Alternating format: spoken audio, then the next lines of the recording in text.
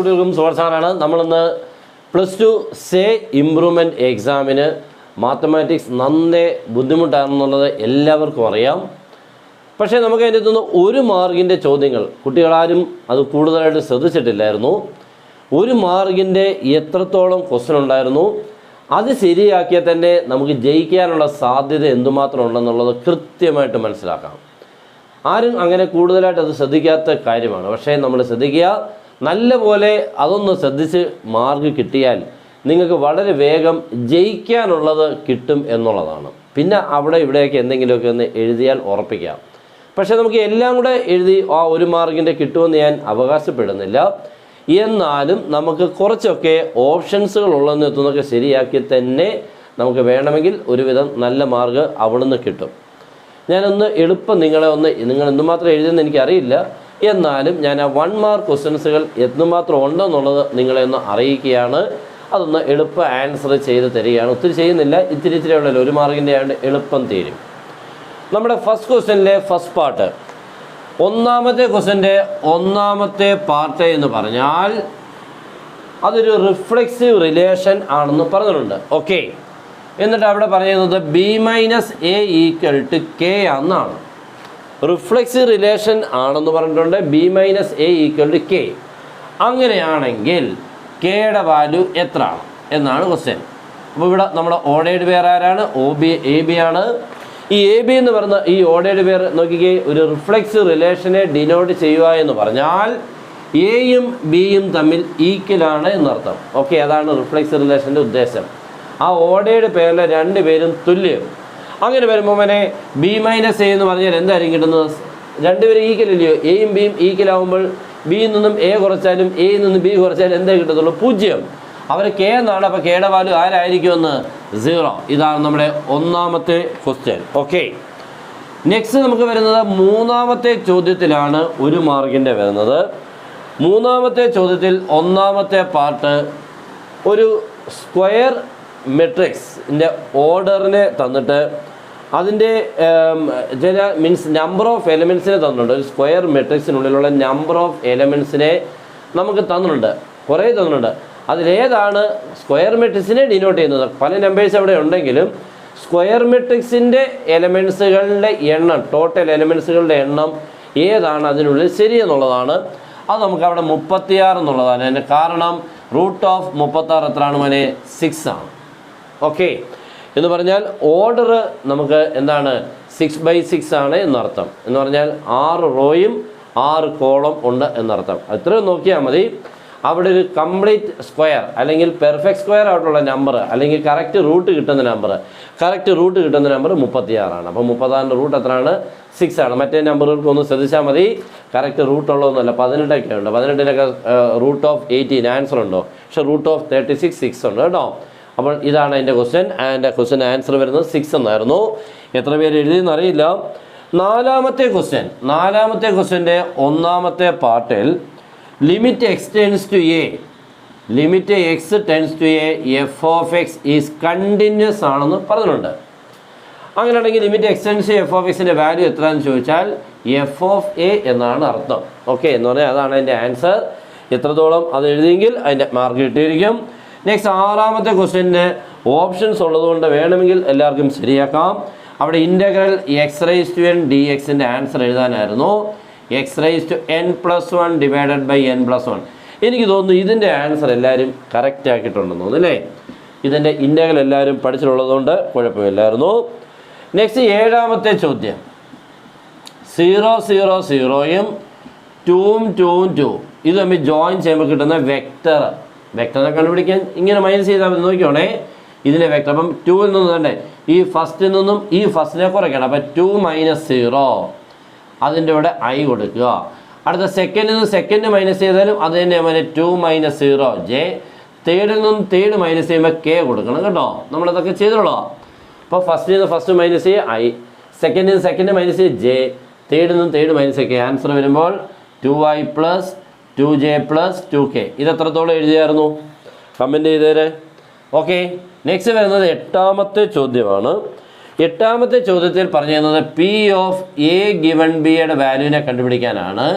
P of A given ബിയുടെ value തന്നെ ഇതാണ് ഫോർമുല കേട്ടോ. P of A intersection B divided by P of B. പക്ഷേ ഒരു കണ്ടീഷൻ എന്നുണ്ട്, A and B are independent. എയും ബിയും ഇൻഡിപെൻഡൻറ്റ് ആണെങ്കിൽ പി ഓഫ് എ ഇൻ്റർസെക്ഷൻ ബിയെ നമുക്ക് രണ്ടാക്കാൻ പോലെ P of A into P of B എന്ന് മാറ്റാം ബൈ പി ഓഫ് ബി. അപ്പോൾ പി ഓഫ് ബി വെട്ടിപ്പോയിക്കൊണ്ട് ഫൈനൽ ആൻസർ ആരെ കിട്ടും? P of A. ഇതായിരുന്നു 8ാമത്തെ ക്വസ്റ്റ്യൻ്റെ 1ാമത്തെ പാർട്ട്. ഓക്കെ, നല്ല ചോദ്യമായിരുന്നു. നെക്സ്റ്റ് 9ാമത്തെ ക്വസ്റ്റ്യൻ ആണ്. ആകെ ഒരു കൺഫ്യൂഷൻ ആയിരുന്ന ഒരു ക്വസ്റ്റ്യൻ ആയിരുന്നു കേട്ടോ, ആകെ പ്രശ്നമായിരുന്നു. എന്തായാലും ആൻസർ കീയിൽ വന്നിട്ടുണ്ട് ആൻസർ. അവിടെ 1ാമത്തെ ക്വസ്റ്റ്യൻ 1-1 ആവാനുള്ള കണ്ടീഷൻ എന്തായിരുന്നു? അത് 1-2 എന്ന് പറയുന്നതായിരുന്നു നമ്മുടെ ആ ഇൻ്റർവെൽ. അതുപോലെ ഓൺ-2 ആവാൻ അവിടെ 2 ക്വസ്റ്റ്യൻ ഉണ്ട് കേട്ടോ, 2 പാർട്ടിന്. 1ാമത്തെ പാർട്ടിന് 1 മാർക്ക്, 2ാമത്തെ ഇതിനും 1 മാർക്കാണ്. നെക്സ്റ്റ് അപ്പോൾ 1-1. നെക്സ്റ്റ് എന്താണ്? ഓൺ-2 ആകാൻ വേണ്ടിയുള്ള ഇൻ്റർവെൽ ഏതായിരുന്നു എന്നുള്ളതാണ് ക്വസ്റ്റ്യൻ കേട്ടോ. ഡൊമൈനും റേഞ്ചും എന്നൊക്കെയുള്ള രീതിക്കുള്ള കാര്യങ്ങളാണ് കേട്ടോ. ഓക്കെ, ഇതായിരുന്നു അതിൻ്റെ ആൻസർ. അവിടെ ഓപ്ഷൻസ് ഉള്ളത് കൊണ്ട് ആരെങ്കിലും ഇത് എഴുതിയിട്ടുണ്ടെങ്കിൽ മാർക്ക് കിട്ടിയിരിക്കും. ഓക്കെ, 10ാമത്തെ ചോദ്യം.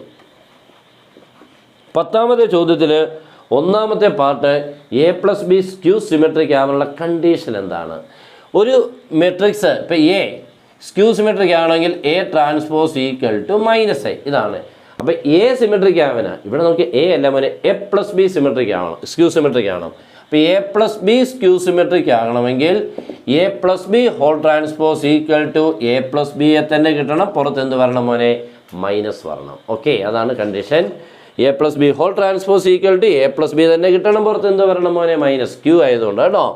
ഇതായിരുന്നു 10ാമത്തെ ക്വസ്റ്റ്യൻ്റെ 1ാമത്തെ പാർട്ട്. ഓക്കെ, നെക്സ്റ്റ് 11ാമത്തെ ക്വസ്റ്റ്യൻ.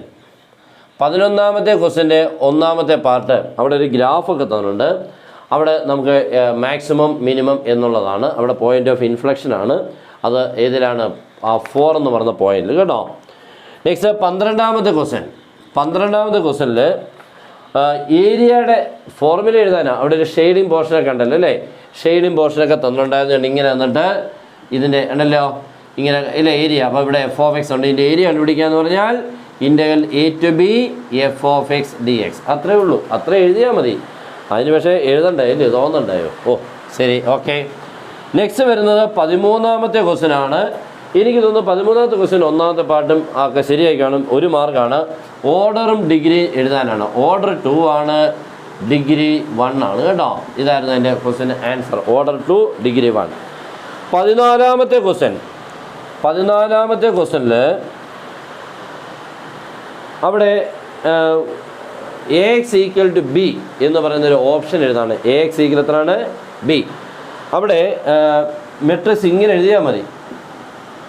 അവിടെ XYZൻ്റെ കോയിഫിഷ്യൻസുകൾ എഴുതിയാൽ മതി. Means 1 1 1 1 -1 1 1 1 -1 X Y Z. അടുത്ത 1 1 -1. എനിക്ക് തോന്നുന്നത് 17 ആണെന്ന് തോന്നുന്നു കേട്ടോ. നമ്മുടെ സോൾവ് ബൈ മെട്രിക്സ് മെത്തേഡ് 17. ഞാൻ ക്വസ്റ്റ്യൻ ഓർക്കുന്നില്ല. 17 ആവാനാണ് സാധ്യത കേട്ടോ. സോൾവ് ബൈ ഇങ്ങനെ എഴുതുന്നതിന് 1 മാർക്കാണേ.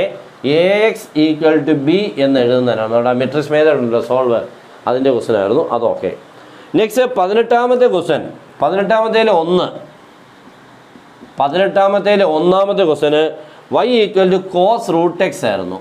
ഇതിൻ്റെ ഡെറിവേറ്റീവ് ആരെന്ന് ചോദിച്ചാൽ -sin√x ഇൻറ്റു 1/2 √x. ഇതാണ് അതിൻ്റെ ഫോർമുല. ആൻസറേ 1 മാർക്കായിരുന്നു. ഡെറിവേറ്റീവാണ് cos √x-ൻ്റെ.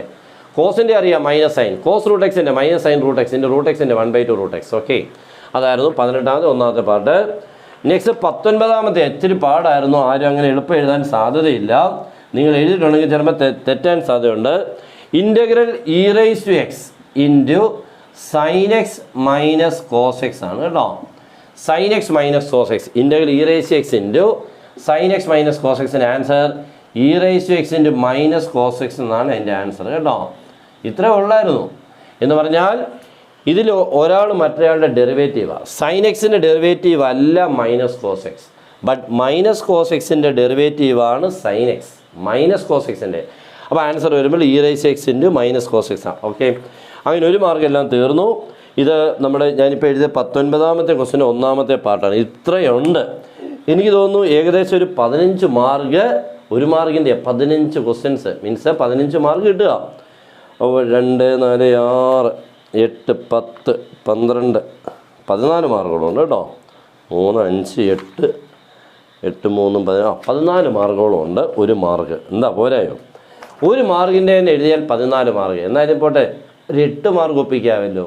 8 മാർക്ക് ഒപ്പിച്ചാൽ ബാക്കി ഒരു 10 മാർക്ക് നമ്മുടെ ലീനിയർ പ്രോഗ്രാമിംഗ് കിട്ടും, ബാക്കിയൊക്കെ കിട്ടും. അപ്പോൾ ഇത്രയൊക്കെ ചെയ്താൽ നമുക്ക് ഉറപ്പിച്ച് കിട്ടാം. ചിലതൊക്കെ നിങ്ങൾ ഇതിൻ്റെ അത് ചെയ്ത് കാണും പലരും. ഓക്കെ, അപ്പോൾ നിങ്ങളൊന്ന് അറിയിക്കാൻ വേണ്ടിയായിരുന്നു. നിങ്ങൾക്ക് നോക്കി നിങ്ങൾ എഴുതിയേക്കുന്നതൊക്കെ ഓർത്ത് എത്രത്തോളം ശരിയായി എന്നുള്ളത് നോക്കുക. ഓക്കെ, മാക്സിമം ഇത് നിങ്ങളുടെ ഫ്രണ്ട്സിനോടൊന്ന് ഷെയർ ചെയ്യുക. Good bye.